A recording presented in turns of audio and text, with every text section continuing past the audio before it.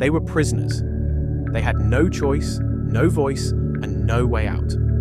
They were taken from their cells, brought into rooms that looked like medical facilities, and subjected to procedures carried out by men who wore white coats and held medical degrees from some of Europe's most respected universities. What was done to them was not medicine. It was not science. It was systematic human suffering on a scale that the world had never seen before. And when the full extent of it was finally revealed at the Nuremberg doctors' trial in 1946, it changed the way the entire world thought about medical ethics forever. Between 1939 and 1945, thousands of prisoners held in Nazi concentration camps across occupied Europe were used as unwilling subjects in medical experiments conducted by physicians operating under the direct authority of the SS and the Nazi regime. The victims were predominantly Jewish men, women, and children, but also included Roma, Soviet prisoners of war, Polish civilians, and people with physical or mental disabilities. They had no legal protection, no right of refusal, and no recourse of any kind. Many of them did not survive. Those who did carried the physical and psychological consequences for the rest of their lives. The experiments fell into several broad categories. Some were conducted under the justification of military necessity, attempting to find treatments for conditions that German soldiers were encountering on the battlefield and in the field. Others were conducted in pursuit of the Nazi regime's racial ideology, attempting to prove theories of racial superiority and inferiority through the most brutal possible methods. And some appeared to have no justification beyond the personal curiosity of the doctors involved.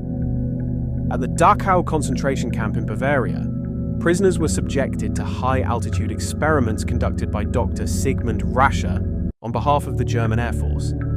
The purpose was to determine how the human body responded to the extreme conditions that pilots experienced at high altitude. Prisoners were placed in low-pressure chambers that simulated altitudes of up to 68,000 feet, conditions that caused excruciating physical distress, loss of consciousness, and in many cases, death. Rasche observed and documented the process in clinical detail, noting the physical responses of subjects as their bodies shut down. Approximately 70 to 80 prisoners died during these experiments. Others were left with permanent physical damage.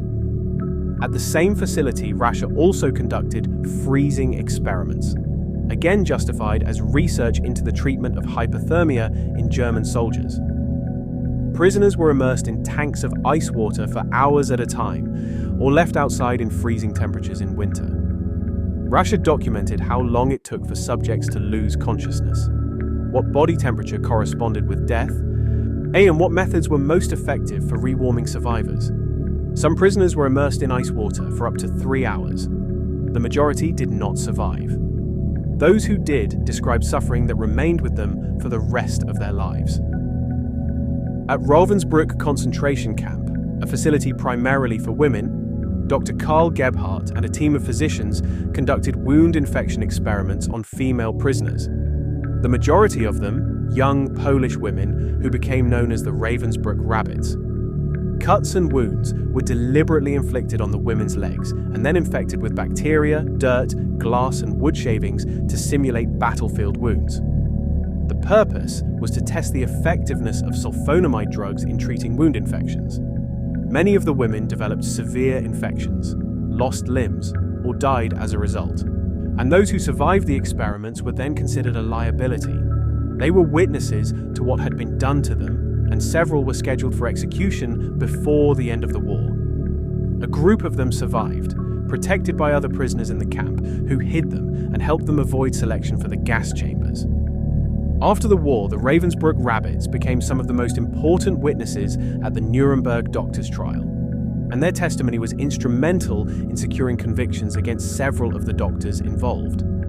At Auschwitz-Birkenau, the largest and most notorious of the Nazi concentration camps, the experiments conducted by Dr. Josef Mengele became the most widely documented and the most deeply disturbing of the entire Nazi medical program. Mengele arrived at Auschwitz in May 1943 and immediately established himself as one of the most feared figures in the camp. He was known for standing at the arrival ramp when transport trains came in, personally selecting which prisoners would go to the labor camps and which would go directly to the gas chambers. He carried out this selection process with a calm and almost cheerful demeanor that survivors described as deeply unsettling. Whistling, well-dressed, and apparently completely unbothered by what he was doing. Mengele had a particular obsession with twins. He believed that the study of twins offered the most direct path to understanding human genetics, and that this understanding could be used to accelerate the racial goals of the Nazi regime. When twins arrived at Auschwitz, they were separated from their families and taken to a special block where they were housed, fed slightly better than other prisoners, and subjected to Mengele's experiments. The twins called him Uncle Mengele. Some of them did not fully understand what was being done to them. Others understood completely and lived in a state of constant terror. The experiments Mengele conducted on twins included blood transfusions between twins to observe the effects, injections of various substances, including dyes directly into the eyes in attempts to change eye color, surgical procedures conducted without anesthesia, and attempts to create conjoined twins by surgically connecting the circulatory systems of pairs of twins. Many of the twins died as a direct result of the experiments, and others died when Mengele had them killed so that he could conduct comparative autopsies on their bodies simultaneously. It is estimated that between 1,000 and 1,500 pairs of twins passed through Mengele's program at Auschwitz. Fewer than 200 pairs survived. Among the survivors of Mengele's twin experiments were 𝐬𝐭𝐴 and her twin sister Miriam, who arrived at Auschwitz from Romania in 1944 at the age of 10. Eva and Miriam were subjected to repeated injections of unknown substances, blood draws, and various other procedures over the months they spent in Mengele's program. Eva later described being injected with something that made her severely ill, and being told by Mengele that she had 2 weeks to live. That if she died, Miriam would be killed immediately afterward for a comparative autopsy. Eva survived. "You're driven," she later said, "by a fierce determination not to give Mengele the satisfaction of her death." Both sisters were liberated when Soviet forces entered Auschwitz on January 27, 1945. 𝐬𝐭𝐴 went on to become one of the most prominent and widely known survivors of the Nazi medical experiments, founding an organization called CANDLES, Children of Auschwitz Nazi Deadly Lab Experiment Survivors, and spending decades speaking publicly about what had been done to her and her sister. She also became known for a deeply controversial decision she made in 1995. She publicly forgave Josef Mengele and the Nazi doctors who had experimented on her. The decision drew fierce criticism from other Holocaust survivors, who felt that forgiveness was not hers alone to grant. Eva maintained until her death in 2019 that the forgiveness was not for Mengele's benefit, but for her own. That it had freed her from the weight of the past in a way that nothing else had. Miriam Moses Țigă suffered health complications for the rest of her life as a result of the experiments conducted on her kidneys at Auschwitz. She died in 1993.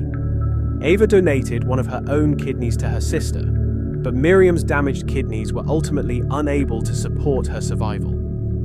At the Neuengamme concentration camp near Hamburg, Dr. Kurt Heismeyer conducted tuberculosis experiments on 20 Jewish children between the ages of 5 and 12, injecting live tuberculosis bacteria directly into their lungs and making incisions in their skin to insert tuberculosis cultures. And the children were brought from Auschwitz specifically for these experiments. When Allied forces advanced on Hamburg in April 1945 and the discovery of the experiments became imminent, SS officers hanged all 20 children in the basement of a school in the Bullenhuser Damm neighborhood of Hamburg to eliminate the witnesses. Their names were Jacqueline Morgenstern, age 12, Leon Herzberg, age 10, Marek James, age 6, Eduard Reichenbaum, age 10, and 16 others. They were hanged alongside their adult caretakers in the early hours of April 20th, 1945, Adolf Hitler's birthday.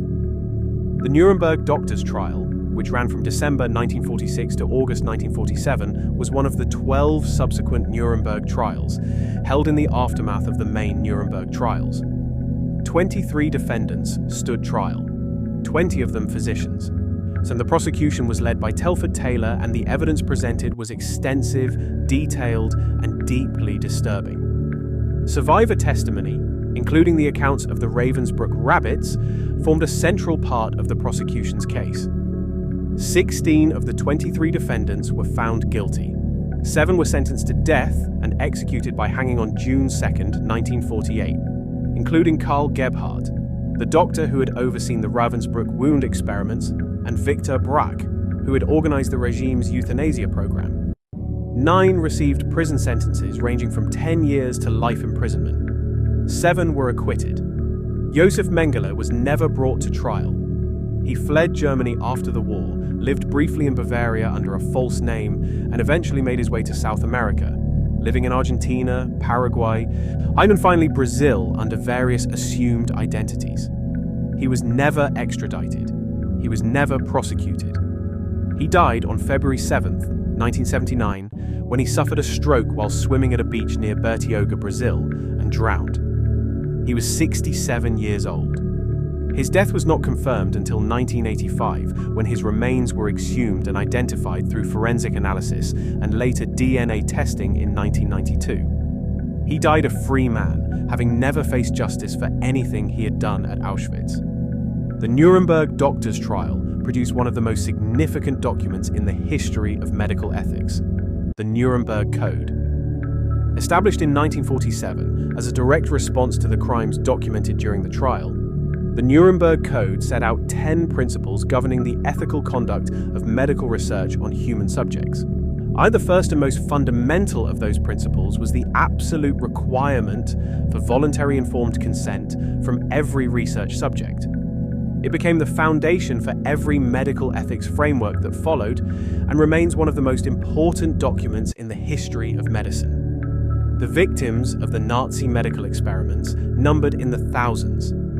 The majority of them were never identified by name. Many of them died without anyone outside the camp walls knowing what had been done to them. The ones who survived carried the physical and psychological consequences for decades, some for their entire lives. 𝐬𝐭𝐈𝐒, the Ravensbruck rabbits, the children of 𝐒𝐻𝐈𝐒 dam. They are the names and the stories that deserve to be at the center of how this chapter of history is remembered.